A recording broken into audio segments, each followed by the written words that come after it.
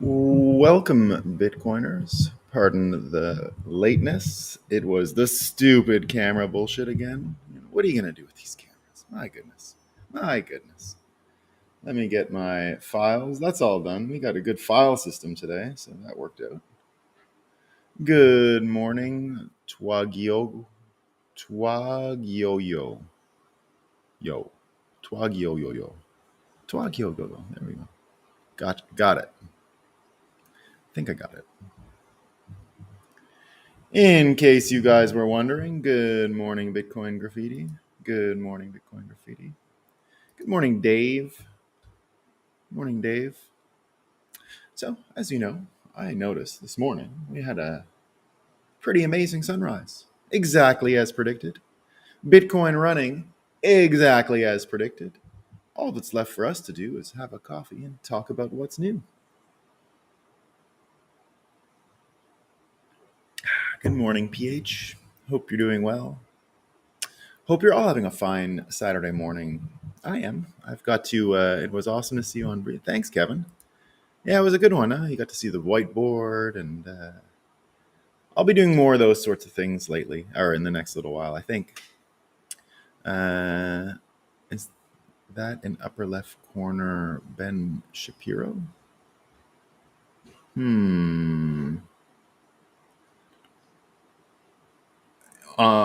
What do you mean? I'm not sure what you mean here, Defina.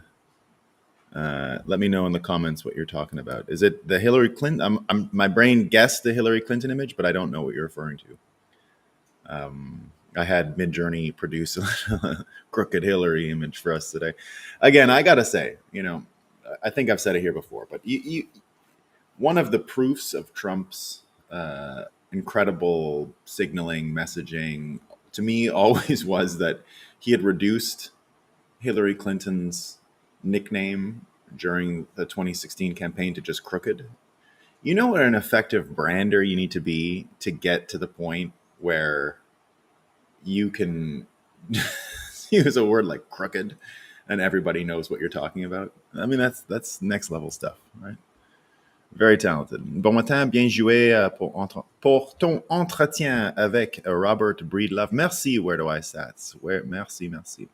So what he says here is, well done in your interview with Robert Breedlove. To translate for everyone. All right. As you know, we like to start every morning with the fakest news we can find. We call it Moscow time. There's some great ones today. The Atlantic is just amazing, providing for us here. We really gotta just thank the simulation for the Atlantic. And again, I gotta remind everyone, it's owned now by Steve Jobs' ex-wife. I continue to wonder. I just can't help it. What he would think if he saw what his money was being spent on, right? If our man Steve Jobs, I mean, maybe he wouldn't care. Maybe he would have been woke to the max or something like that. I mean, we don't know. We just don't know, right? Good morning, Dex. We just don't know. But I got a series of headlines today from the Atlantic that are just amazing. Here's one on Florida.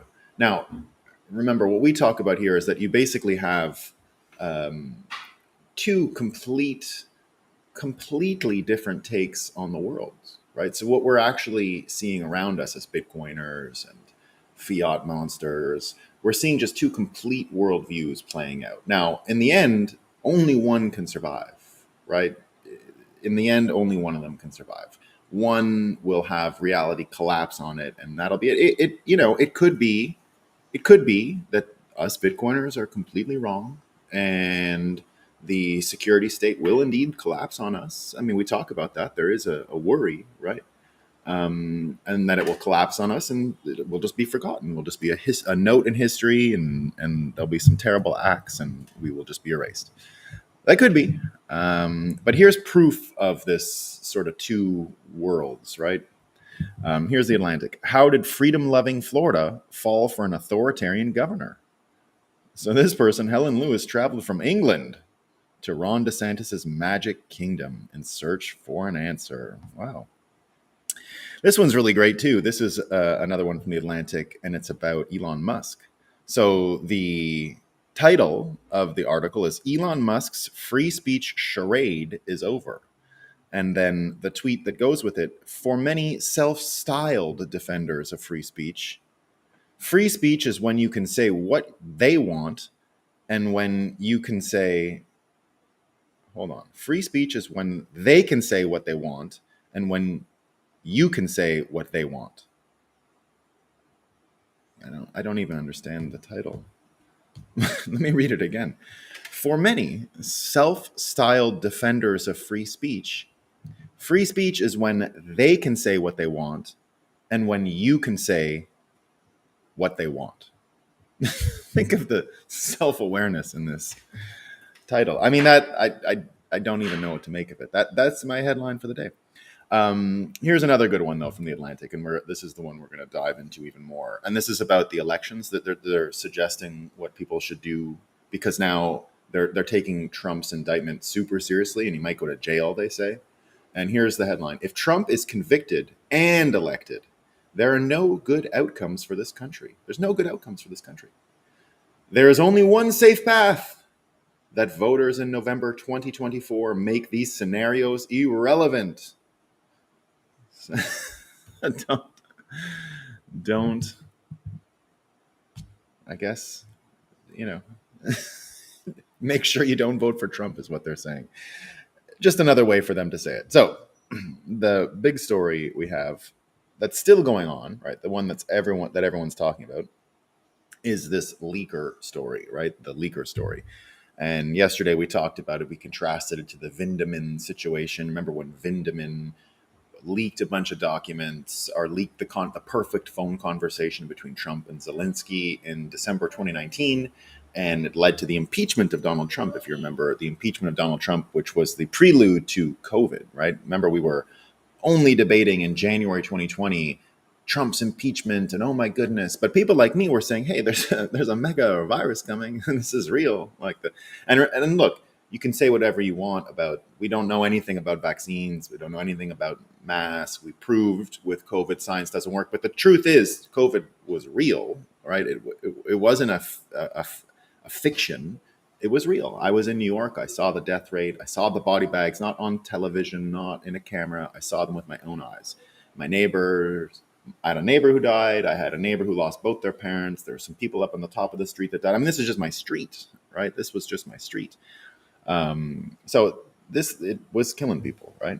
Now, I mean, New York's a big city. People die all the time. But I do understand now that the death rate in New York was above average, far above average than the normal death rate would have been. So we know it had an effect, right? And I was in the middle of it. I was in New York City when it happened. So I was in contact, Balaji Srinivasan, who's been, people have said, he saw COVID coming before anyone. He was at the top of the information circuit. Well, he was feeding CoinDesk information about it because he had a small role in our event at one time, not then any longer, but he had before.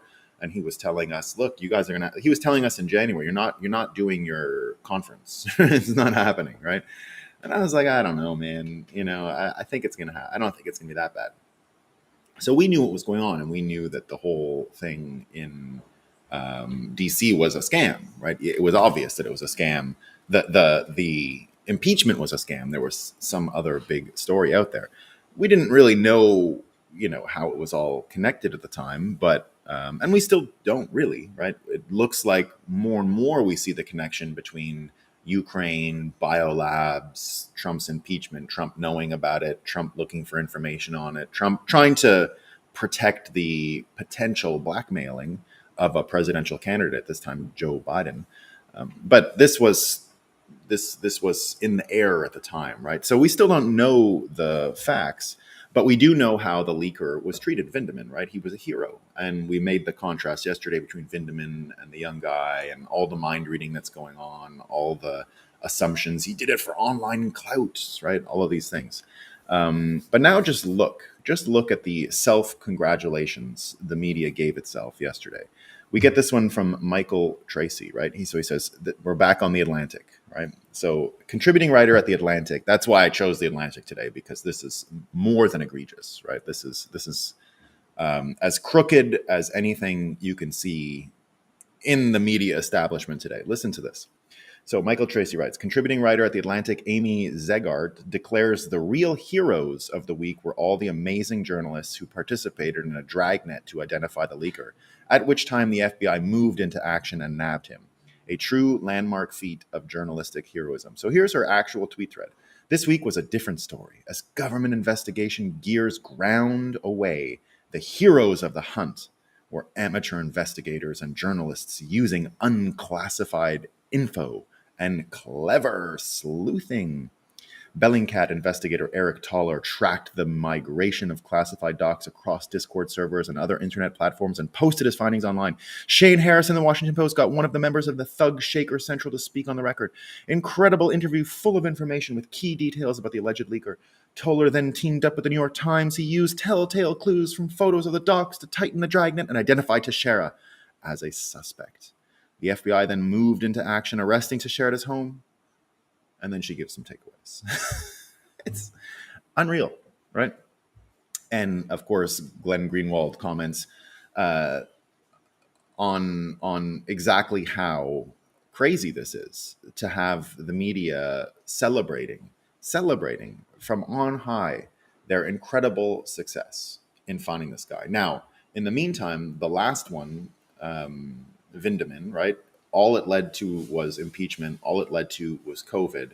And then the trickle down in the end is we've got this conflict in Ukraine, and now this new round of documents come out, which seem to suggest America is in a hot, physical, engaged war without any consent. No one ever said this was happening. It's from a leaker that we know. And Elon Musk, after Tucker Carlson's interview, which Tucker Carlson's piece 2 nights ago, where he talks about America being in war and comes out and says that as we speak, American soldiers are fighting Russian soldiers.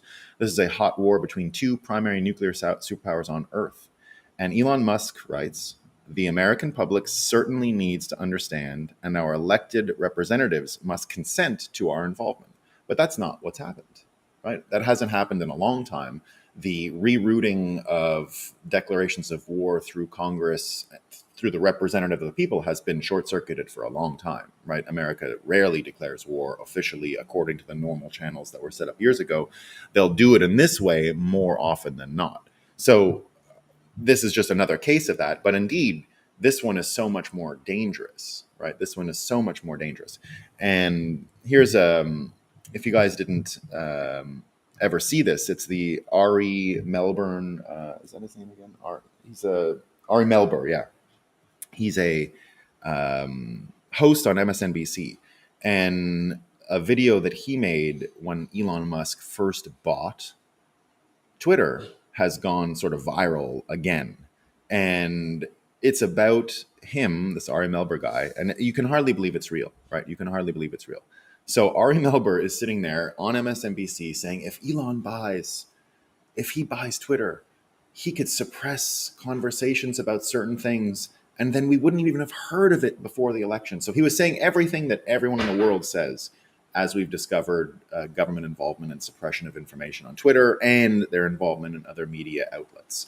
And so here's a guy who is saying out loud what all of us know, but without acknowledging that it goes both ways, right? That the argument goes both ways, that you shouldn't have suppression of information because it could affect people's participation, opinions around an election for one side, but also for the other. And what it reminds us of is that the Fiat system, of course, and we've talked about it a lot. We've got Defina mentioning the Robert Breedlove interview here being kind of a condensation of what we do every morning here. Indeed, something I mention all the time, that Fiat, right? Remember what Fiat is. It's a declaration. It's words. And in the model, in the infograph the whiteboard that I used in the Robert Breedlove interview, and it's one I've used many times before, right? It is the brain and the psychological engine being perpetuated by the nodes in the Fiat network. The nodes in the Fiat network are primarily the broadcast system, right? That's where the fiat, the words are disseminated. From there, it moves into the war machine, right? Because that usually helps support the war machine. And from there, it moves into the institutions that help propagate the war machine and are in line with the propaganda machine. And then it runs right around into the energy systems that we use, right? So it's the nodes are control broadcasting, control military power, control institutions, and align them with what's going on between the media and or the broadcasting and the war machine, and then finally bring it all around by creating control over energy systems, which makes it so it's a loop and you can't really get out, right? So that's the fiat loop. Those are the fiat nodes. Those are the nodes that are primarily important that you must control, right? So what we've seen now is that the whole confidence in this broadcast media part of the fiat system is just crumbling, right? We talk about it every day here. Now, Bitcoiners were first off the ship. All kinds of other people are scurrying off the ship every day. More and more and more are lost to this central system. Now, I know we lament often, there's so many stupid people out there, so many people who can't see through the lies. But here's the thing: you don't actually get people going the other direction. It's not like they're attracting new people to this mainstream media machine, right? We've seen just this week the good news. Elon Musk has 3 million live people in his spaces. There's no way they can get 500,000 on a live broadcast of CNN anymore. The replay was seen millions of times. Geez, even Pierre Rochard's little clip got more views by a long shot than anything the mainstream media can produce, right? He's in the millions and millions of views now. But now that one node broadcasting is quite crippled, right? We should celebrate the success on that one particular level. That broadcast media is nowhere near as effective as it used to be. We've been talking about that all week, right? The New York Times article on Bitcoin would have been very damaging 10 years ago. Right now, it's actually just a party. It's a joke where everyone's having fun with it. Did it persuade anyone on their side? I mean, they're already in the bag, right? What do you do? Do you New York Times audience is not our friend. Like, they're not on our side, right? Now, there's probably some who are. There's probably still some Bitcoiners or people who hold Bitcoin or whatever that still read the New York Times, but the number is just going down and down. How many people did you see that were Bitcoiners that said, I'm never subscribing again after that Bitcoin hit piece, where it showed, right, the Murray Gell-Mann amnesia effect got broken for a second? Many people saw, when they saw and remember, the Gell-Mann amnesia is expert. When you read a news article, that it's fake when you're an expert on that subject, but then you turn the page and you are amnesiac, and that you think the next one is, because you're not an expert in that subject, you think they're actually a source of valuable information or authority or expertise, and then you just keep reading it, right? But someone else in the world who is expert, just like you were on the story before, is sitting there saying, what a dumb article. How stupid is this person? How could they write it? They have everything wrong. So the Gell-Mann amnesia effect seemed to be almost suspended a little bit when it came to the New York Times hit piece this week, because many people extended their understanding, or it sort of put a final nail in the coffin for many. Now, maybe it's just anecdotal, right? But I saw many people on Twitter saying, never reading the New York Times again. Absolute garbage, 100% garbage, total shit. And so that was a big change, right? Now that we're in this, are we in a war or aren't we in a war? We're actually starting to get to things that can trigger people, just like the New York Times article did on Bitcoin, right? Where you can start to say, well, like, we're actually talking about peace or war here, and that's enough of a window, I think, to let more people off the New York Times sinking ship. So again, I don't see them attracting anyone new, right? I don't see them getting like people who say, oh, what's this New York Times thing? I'm going to read the New York Times and be cool.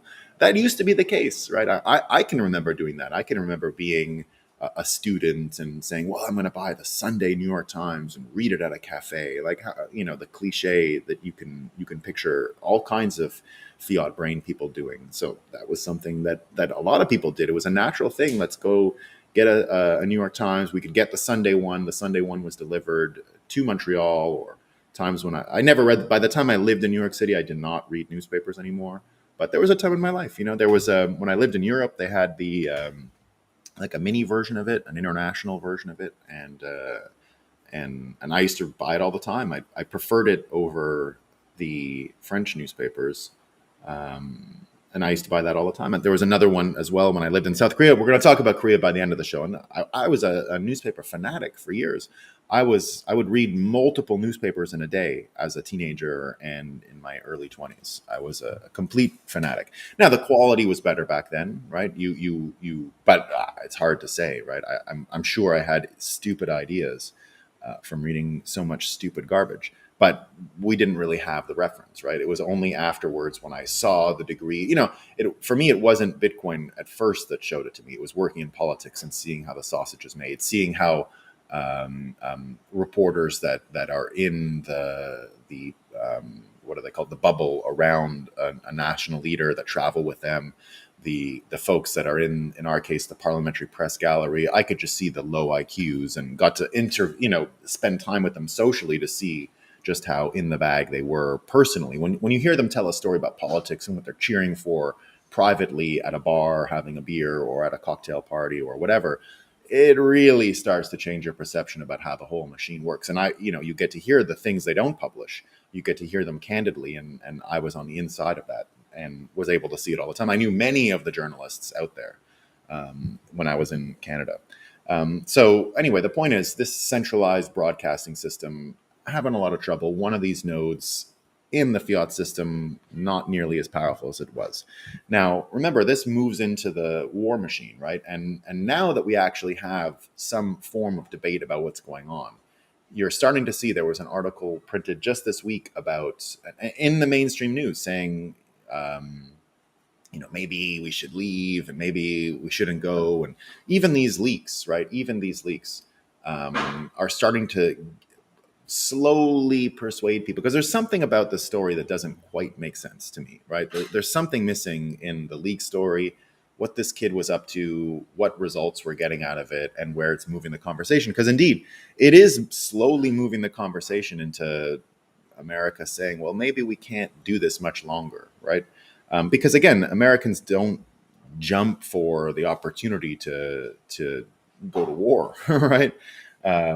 That's what I see anyway. I mean, whenever we have it, you saw Elizabeth Warren yesterday heckled at a campaign rally, saying, it's up to you, it's up to Democrats. And it seemed like Democrat people, they were not MAGA Republicans that had infiltrated a Democrat speech. It seemed like Democrats now asking for some conversation around peace efforts.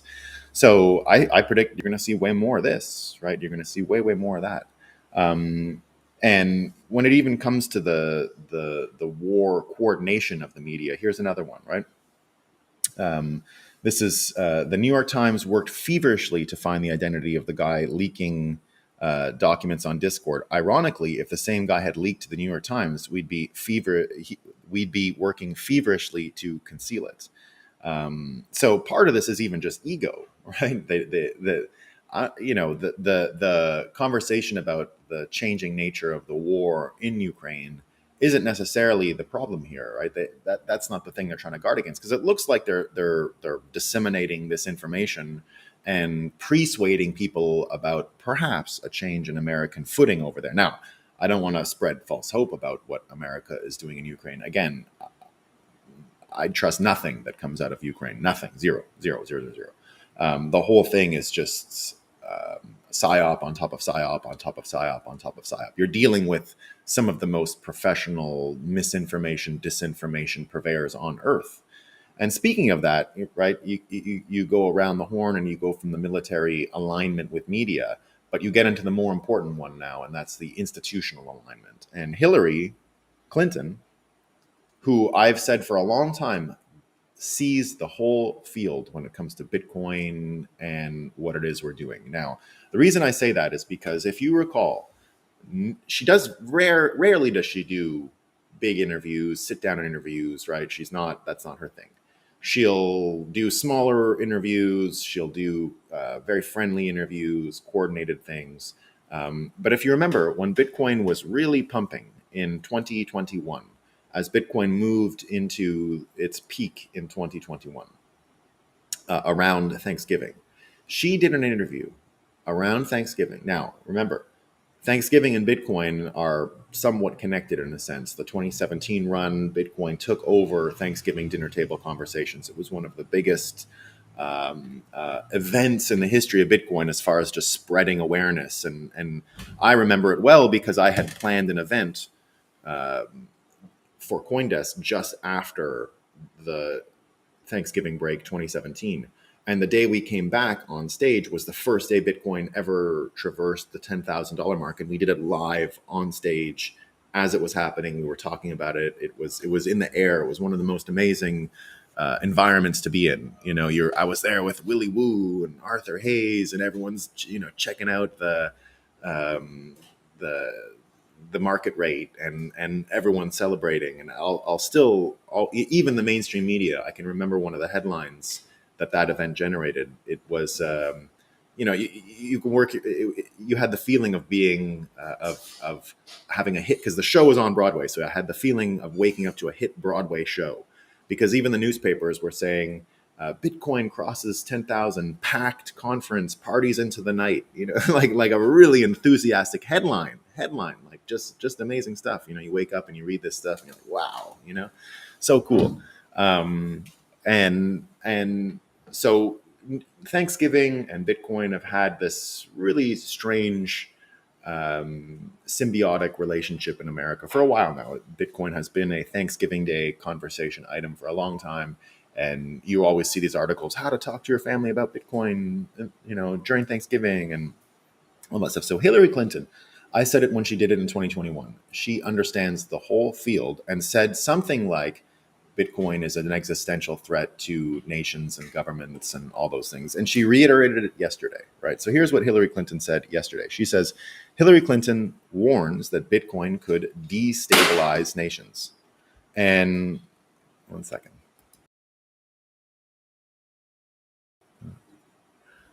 So she said that yesterday, and you get Turda Meester, who jumps in and said she's right. A speculative attack with Bitcoin could destabilize fiat currencies.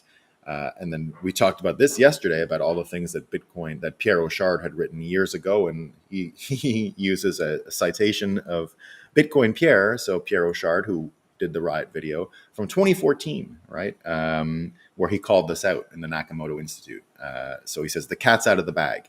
That's what Tur says. The cat is out of the bag. I said this. I said the cat was out of the bag during the congressional hearings around Facebook's coin, right? In 2019, if you remember, Facebook had its announcement, and that sort of worried me because the amount of reaction that came to it was enough that people started talking. And so I went down to DC. Many people went down to DC at that time to go to the hearings, and I organized side events and brought speakers that were doing the congressional testimony and produced content around it. It was an interesting experiment. And what I ended up saying, because I did some media about it, right? I went on to CNN and all that, and gave sort of my take on what I thought the Facebook thing was all about. I said, forget the Facebook thing. The important thing is now, I think people see the whole field. I think everyone understands just how powerful Bitcoin can be, because now they're starting to think about the ramifications of what's going on. And I said, if we survive this, I called it exit velocity, right? What is exit velocity? Exit velocity is from rocket science, right? You get into orbit of Earth at a certain speed, and then you can't be stopped, right? Gravity doesn't affect you anymore. But it's hard, you got to get a certain amount of thrust to get into orbit, right? So it's not an easy thing. And I said, I think this is exit velocity. I think because of that, because we survived the 2019 thing, I believed at that time already. Now, I could have been naive. We're still probably up against it here. But at the time I said, now that they know the whole field, now that it's being discussed and it's out there, if we survive this, we're going to win the whole thing, right? And indeed, I believe we hit exit velocity then. The whole field, when we were weak, escape. Exactly. Pardon me. Escape velocity. It's the same idea. It's not letting me put the quote up. I'm trying to put that up, Bitcoin Graffiti, but it's not letting me do so. Don't know why. Don't know what's going on. My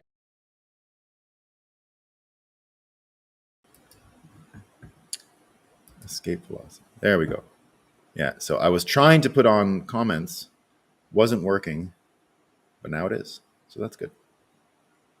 There it is. So Hillary Clinton comes out and says that. Now everyone's saying, of course, right? This is what's going on. Even Turdemeester brings up one of his own old articles that he wrote in 2013, saying the same thing, right? Saying much the same thing. So the issue then is, and then here's tying these things together, right? Momentary freeze. Okay, now, yeah. It was me trying to share escape velocity that made it go away. That's what did it. It paused it somehow. I don't know what's happening. Stupid thing. Um, so she, Tur wrote about her saying this. People predicted it happening. So here we are. Now she says it. Now this is part of exit velocity, right? Now, or escape velocity. In order to have escape velocity, one of the challenges, the gravity, right? In rockets, it's getting away from the force of gravity, the earthly forces of gravity. In our case, it was getting away from the earthly forces of the broadcast media and the people who would have snuffed it out, or the regulators, or these folks, right?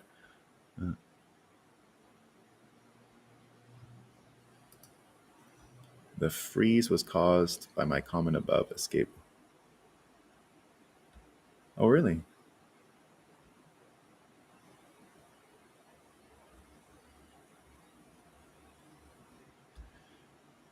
Banned. Good old Hillary. So here's what Fisher King says, right? So I'll read his tweets. So this is I'm tying the Hillary Clinton awareness, people seeing the whole field of what Bitcoin means and its relationship to escape velocity and what we can do. So here's what it says. Chaotic situations reveal unseen talent. People in the West joke about Putin as a mid-level KGB stuck in Dresden without realizing in stultified USSR, that was about all a competent person could hope to aspire to.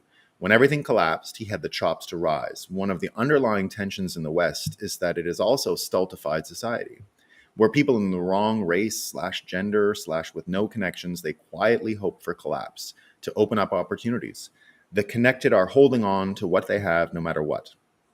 So when Hillary Clinton says Bitcoin could destabilize society, what she means is that it could make people like herself less important. And people we've not heard of could emerge as leaders in any financial turmoil. This is true access across all levels of public, private, society sectors. The left right paradigm cannot capture this. It's really about who has access to success / power / wealth and who was locked out. The latter will work through Bernie Sanders or Trump or anyone else to disrupt the system and open donors. And frankly, that needs to happen. And if the Putin example seems too toxic, consider Napoleon. If the French Revolution had not occurred, he would have been a talented but largely unknown artillery officer serving the Bourbon monarchy. We wouldn't read books about him, debate his character. Do you know what one of his main innovations was? Napoleon. Did you guys? You want to hear what one of his main innovations were? This is something someone told me in law school. I've never fact checked it, but I've read about it being pretty accurate. So take it with a grain of salt, but it's a good little historic tidbit. So before that, when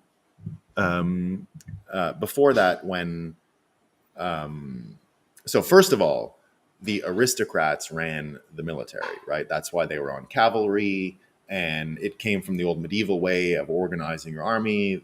The more talented people, the more connected people were cavalry, which meant they were a little safer.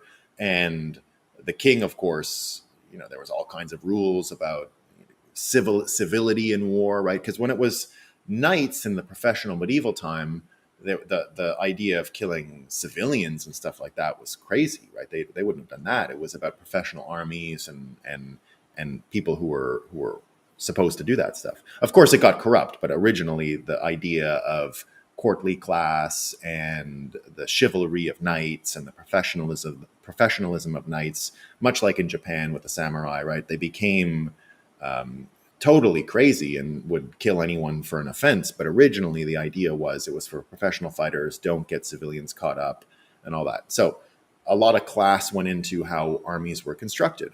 And Napoleon didn't. He came from siege and artillery and in the old construct of medieval war management, which wasn't aristocratic. His main innovation was turning the cannons on people, right? Because the cannons were designed to shoot buildings.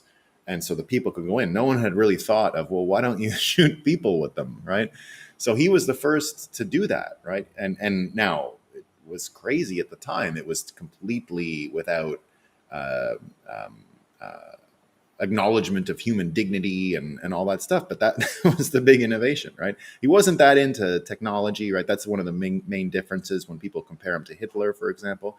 Hitler had a massive appetite for technological innovation. Napoleon, not so interested, right? But his one innovation, and it was a real one, right? He even destroyed an Austrian army by shooting the cannons into the frozen ice they were on. They all drowned, right? He was willing to do that, and indeed he was doing it for the government at one point, right? When he came up and they had to do or a government in waiting, that was one of the things. He would just turn the cannons on people and blow them all away, and no one had ever thought of being so terrible. But that is what helped him rise, right? Um, so the reason I bring this up, the reason I mention these things about unseen things and people rising up, it comes from this. It comes from an article or a tweet thread shared by an AP reporter in Korea, believe it or not, an AP reporter in Korea. And Mike Cernovich shared it this morning. And here's what he says. He's talking about his time in the education system, and he doesn't want to have kids. So he comes out and says, I don't want kids. The reason I don't want to have kids is I saw my parents work so hard. And indeed, I saw that up close. I worked in Korean schools. He talks about the Hagwons here, which are the private schools. I worked in some of those. He talks about how hard it was in the normal schools. I worked in some of those. He talks about how kids would have, if they could afford it, have private education. I was that. I had one job in Korea where the kids they were rich enough to opt out of the Korean education system, which I said when I worked there was the worst education system I'd ever seen in my life. Not even close, right? I had, anyone who tells me, oh, these Asian systems, when they teach so much to their kids, oh my God, it's so great. Wrong, terrible. Just for example, and this took me a little while to figure out, I would go out with Korean men. I was in my early 20s when I lived there. I would go out with Korean men, and it shocked me. They would go and get prostitutes all the time, and like stuff that I have nothing, don't even want to be near it, right? And indeed, they would make fun of me because I would be like, I'm not going to a whorehouse. I'm like, get out of here. I'm like, I'm gonna go figure it out on my own, guys. Like, I'm not, not paying for this business, right? Get out of here. Um, so, but what I ended up realizing by seeing the school systems is that it was one of those things where you realize how amazing it is to grow up in the system that we had, which didn't really put a lot of pressure on us. I'm still very grateful for Quebec and the way the education system worked there for me anyway when I was a kid. And what was high school to most North American kids but learning how to talk to girls? I mean, what else did you do? Or vice versa, right? The whole point was like getting to know people and socializing with them and having fun. With these guys, it wasn't anything like that. It was like study. You got to take care of your parents. They're sacrificing everything for you every day. It's morning, noon, and night studying. And so the pressures on them are so great that it was hard for them to even have a normal early 20s life, which I was able to have because I had all that education just from being socialized in the normal North American way. And so I stopped sort of judging them for what they did, right? I didn't obviously participate. That's absolutely not anything that I was ever interested in. And so you could see right away that I could see right away once I figured that out, that it was better to just realize their system was screwed up. Wasn't really their personal fault. It wasn't really about their motivations. They would drink way too much. I was never even a big drinker in my life. I've never been that into alcohol and all that. When I lived there more, because that's what you do. They drink so much in Japan and Korea and all those things that you just find yourself doing it. So this guy writes a whole thing all about the schools, the classism, how hard it is. And indeed, I mean, I'm telling you, they go to school from 8 a.m. to 11 p.m. When they have to pass their high school exam at the end, it's like a year of just not doing anything, just turned off. They just only study for these exams. There is a suicide count. I was there for 2 years. I mean, broken up by a trip in the middle. So 10 months broken up by a trip in the middle, another 10 months. And both times I was there, both school years that I was there for, when the college entrance exam, that's the finishing high school exam that they go to college with, there'd be like a suicide count. Suicide count. People would kill themselves during the exam, like tens of people, right? Like 25 people or something in the day, just jumping out of windows, jumping out of all these like, I mean, really dark, right? Really bad stuff. The kids were always stressed out. And, I was a fun teacher. They used to call me outdoor teacher. And I used to always take, because I could see what they needed. We'd go for walks in the mountains and talk about this stuff. And I taught a lot of kids how to speak English real well. And even the private lesson that I had was the parents didn't want their kids going to that system. So my only job for the private lesson was getting them socialized to be able to go to high school in Canada, so that they, knew what to do and have fun. They were good at sports, and I just played chess and taught them some basic English, and they ended up having a much nicer life than any of these Korean kids who stayed there. But here's what he says.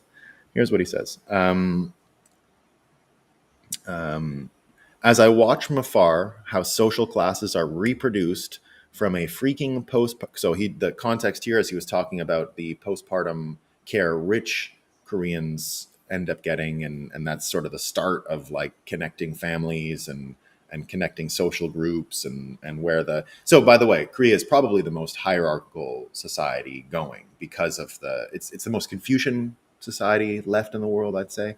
And everything is sort of understood in hierarchy and rank. Why I've mentioned a few times here that the worst insult in Korea is to call someone a puppy. That's like fighting words, right? A crazy puppy is like we're on, and that's just because now you don't say the word puppy, you use the word geiseki, which they had to import the word puppy as an English word, because the real Korean word puppy is an insult. And what it means is you're not only young, but you're subhuman, right? You're a dog and a young dog. So that's enough to get a fight. So lived in Korea, learned a lot about this stuff. I went back as a lawyer years later, and saw, I mean, if we want to, if I'll tell you guys some stories about some stuff I saw on that tour, because it was, I was heavily connected to the arms industry, weirdly, like didn't mean for that to happen. I was helping a family from Iraq who owned a restaurant that I like to go to, and I met them, and all of their family was in America, and they wanted to meet them, but they were refugees, rich refugees. They owned a huge farm outside of Baghdad, a huge date farm, but they couldn't go there anymore. Everything was gone. They moved to Korea because Korea had to open windows for refugees. A whole bunch of them moved in there. So the main mosque was just around the corner from them. And so, they had a beautiful, like, kebab took over Korea after that, but this was the first place that had a kebab. I was there most days. I lived right in that. Unfortunately, if you remember the story last Halloween, there was like a human stampede and a bunch of people died. It was right in that neighborhood. That's where I used to live. So I can, like, I've been in crowds with Koreans before. I see how it goes. I can feel what happened there. I can see and feel it happening. I know what that is like. I know how the selfishness can kick in a place with so much density. I've seen it in stores when there's a panic. I've been there, so I can see. I couldn't look at any of the viral videos of what happened at the Halloween human stampede there this year, because I know the feeling. I could see how it happened.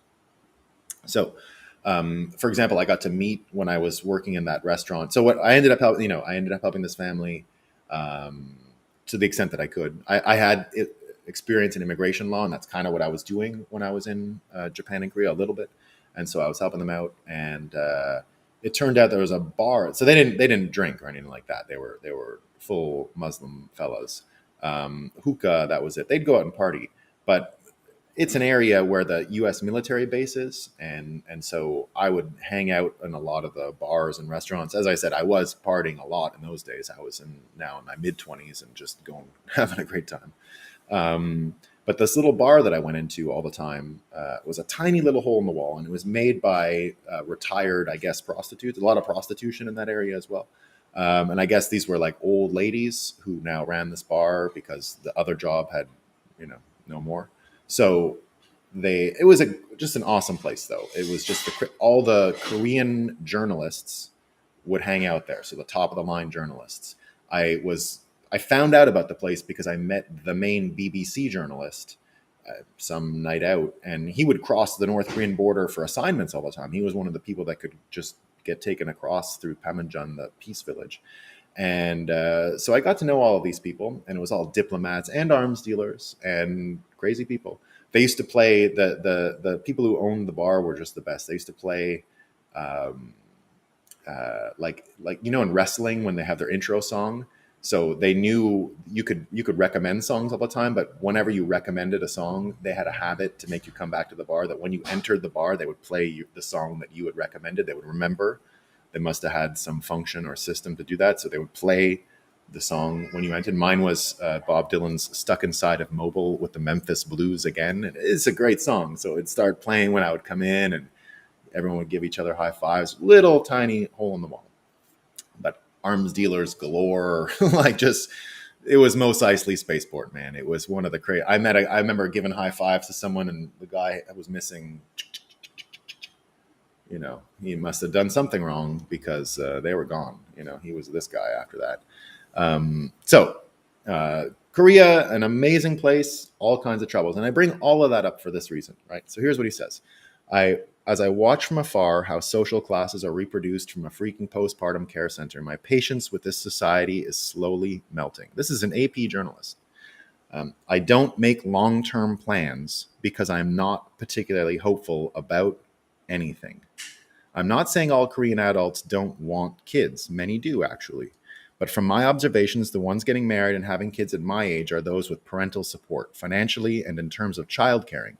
Remaining young adults don't have the time or money or both.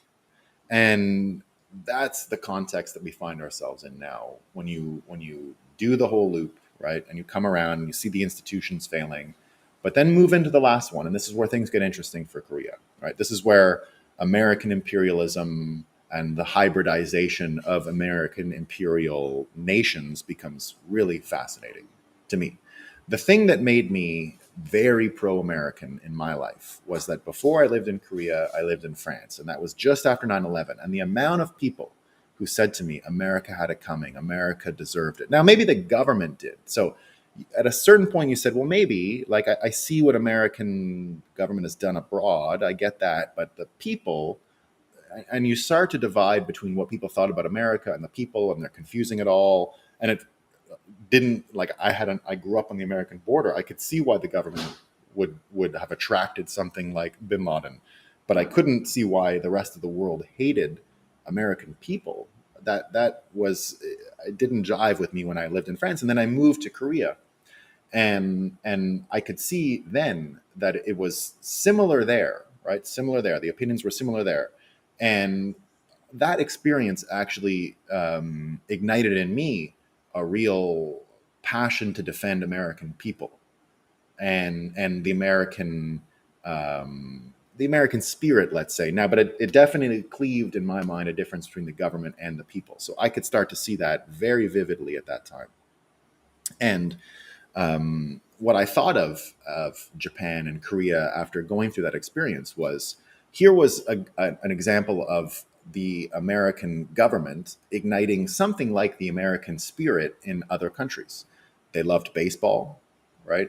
They were living very American-y lives, but there was no like colonialization, there was no imperialism. The imperialism which existed was, you're going to make your merchants in charge. You're going to have something resembling a society that doesn't have the classes that you used to have, right? It's not going to be all academics, right? Because that's the thing that destroyed Korea in the previous generation. The academics had become parasites.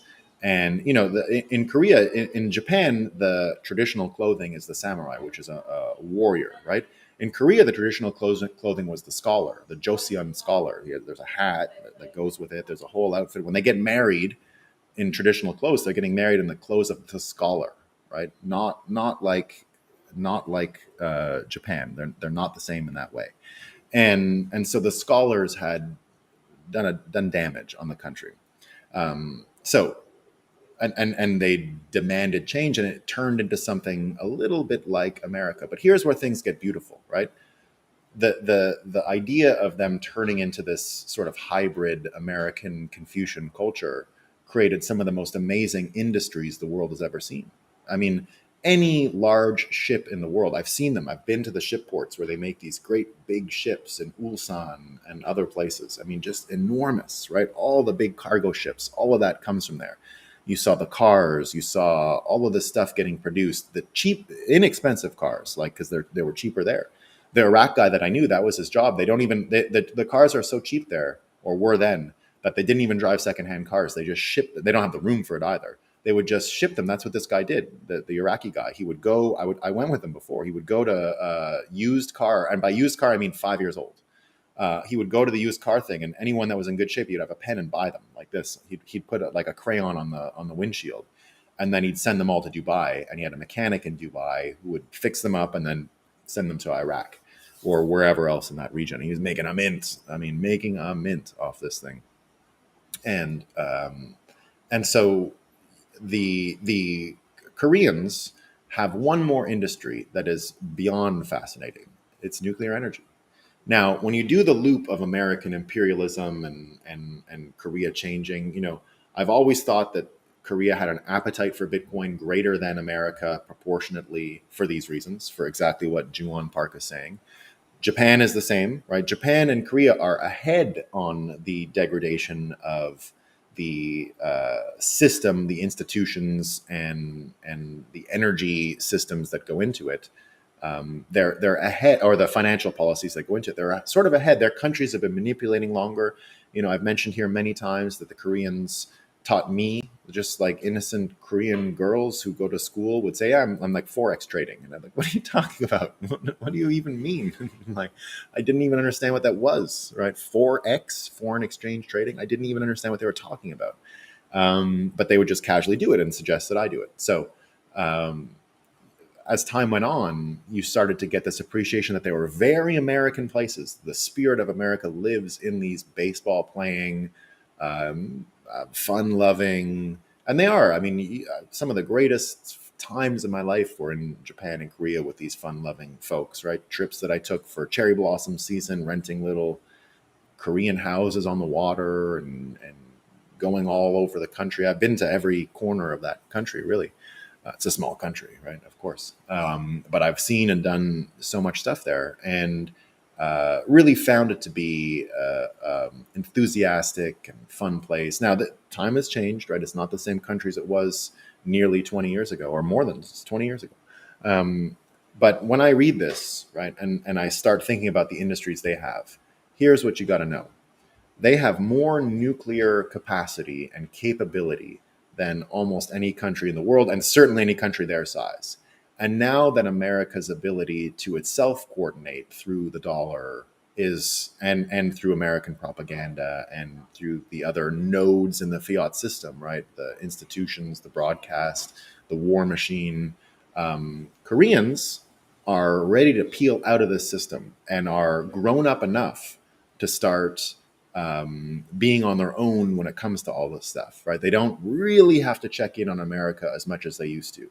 And the more America makes it difficult for them to align with America's financial policies, monetary policies, I think you're going to see Korea start taking account of its own troubles, right? That's why the Bitcoiners have been there for so long. That's why there's a kimchi premium. They call it the kimchi premium, which is that Koreans, because they do have some capital controls, have to pay more for Bitcoin than any other country, like Nigeria. It's a Nigeria situation, right? And the reason is the people there get it and are starting to change. And I believe that Japan and Korea will be two of the first countries to destabilize from a national point of view, with the people pushing. Now, Koreans love protesting. That's a major difference between them and Japan, right? A major difference between them and Japan. Koreans love. There's always a protest. I lived right in the part of town once where the protests always happen. It's a street. It's not the. I've lived in a bunch of parts of Seoul, and one of the parts I lived in was like the old traditional part of town, which is connected to a main avenue, a main boulevard, which is next to the big shopping area, and or one of the big shopping areas, and so I lived in that neighborhood for a while, and I mean, I didn't even know what the protests were. They were different every day. It was food from China coming in. It was labor relations, and I mean, it would be like the biggest protests we've seen in America in a long time, and they would just be screaming and yelling, and all kinds of people everywhere. So there's no lack of ability to protest and fight back in Korea. In fact, it seems natural. There's professional protesters there. So if you compare it to, that's what makes a difference in Japan. And Japan, last night, by the way, the another attempted assassination on the leader, right? So when you're talking about countries that are moving quickly to change and destabilizing, you wouldn't necessarily say it's Korea and Japan first, but I've been saying it for a long time. They will be the first countries to abandon this financial system, or at least figure out something different. Right? I think they're going to turn their national currencies into a form of UBI, and they are going to have policy dollars. They're going to subsidize the life of some folks. But next to that, I think you're going to see a true flourishing of nuclear energy, of a revised and revitalized manufacturing system, and you're going to see Bitcoin proliferate intellectually and through the classes of this country. You're going to see exactly what Fisher King was mentioning, a Napoleon type character come out of Korea. Here's a this is a the map of fascism goes on top of the map of primogeniture. Do you guys know what primogeniture is? Primogeniture is the firstborn son gets everything, right? So that is a Japanese, Korean, Quebecois, German, French idea, right? And part of France, not all of France, the northern part. So primogeniture ends up creating fascistic type tendencies for this simple reason. The second born males are born understanding the world is unfair, and they don't even try and change it. It's just unfair. It's just to accept that it's unfair. But that creates a peacock male, a male that must be successful by all motivations, must be, because there's no way to mate, there's no way to procreate, there's no way to do anything and have success, because you're not getting it from your family. If you're not the firstborn, you're not getting it. So it instills in them a sense of unfairness, first of all. Accepting that the world is unfair is a helpful thing in this model. And then another desire to be super successful. So you also see very defined gender roles in these countries, right? That's why in Quebec to this day, you can say, oh, that's for women, get out of here, right? Think about all North American attitudes. What other part of North America can you say that? It is completely normal in Quebec. If a bunch of guys are sitting around talking about politics, the girls will just say, oh, they're out there, let them talk about their politics. And if one would come, I have a million Quebecois friends, because it's not like that in English Quebec. It's not the same. I have Quebec friends that will just get out of here. This is for men. You can never hear that. France, you can do that too, right? That's still there. I remember telling someone, they were making fun of soccer, that we don't play soccer or something. And I don't really care, but I was being defensive at the time. I said, well, our girls' soccer is really good. And he goes, girls don't play soccer. There's no such thing. Well, they play. I mean, they play. I'm not saying they don't, but there you go. So when you start seeing the energy systems, and this is not something we need to hope America innovates, even though we are in America, right? We are. But Korea, to save its ass, is going to export nuclear energy and create nuclear energy and build it for other people. You already see what's happening. We Americans wouldn't give it to Saudi because of our worries about Iran and regional nuclear powers, and they're going to build a weapon, a bomb. China gave it to them, right? China just gave it to them last week. That was part of the peace deal, by the way. If you did, that was a footnote in the peace deal between Iran and Saudi Arabia that was signed by the Chinese, or that was brokered by the Chinese, but the incentive the Chinese gave them was, we're going to give you nuclear power. And big help, right? That's what these places want. So Korea is going to fix this small modular nuclear thing. They're going to be sending these in ships. They're the biggest shipbuilders in the world. And once they start combining the ships with the nukes, and you start getting cargo nuclear powered ships, you start getting cruise ships or whatever other kind of ship you need that kind of power for, it's going to completely change how commerce works. It's going to completely change how money works. And you're going to break the fiat cycle. I think if you break that flywheel between oil, broadcast media, um, um, institutions, and the war machine. All right, my wife is telling me I have to wrap it up because I've got a party for my little daughter. It's our last week here, and her birthday's coming up. But I got to go get it set up down at the beach. So count BTC at a time for today. Kids running around. Thanks for joining.